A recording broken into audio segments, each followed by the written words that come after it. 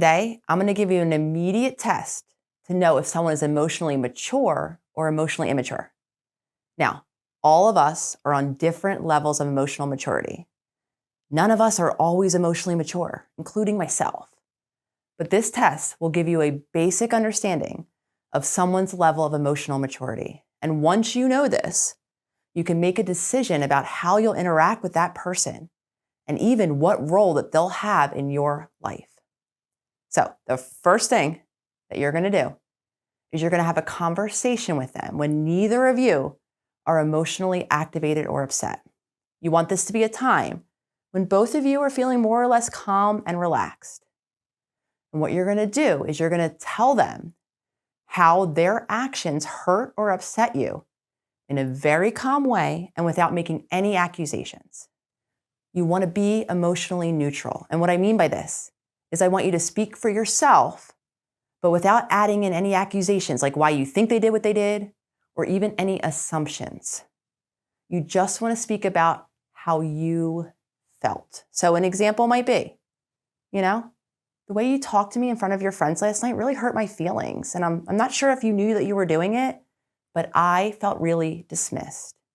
Notice here, I'm using the word I instead of you dismissed me or you were so rude to me.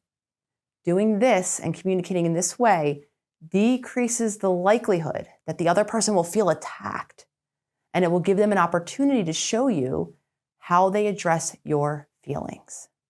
And the next thing you're going to do is you're going to stay quiet.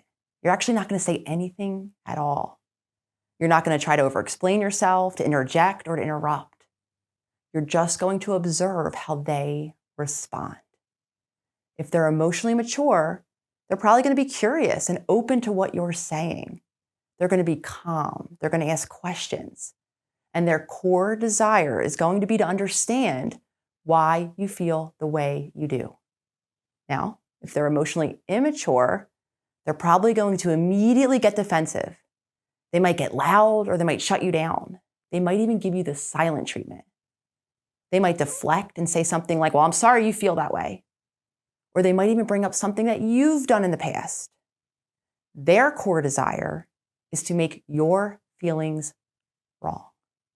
Now, again, emotionally mature people will try to understand why you feel the way you do. And emotionally immature people will try to make your feelings wrong, usually because they can't cope with emotional discomfort.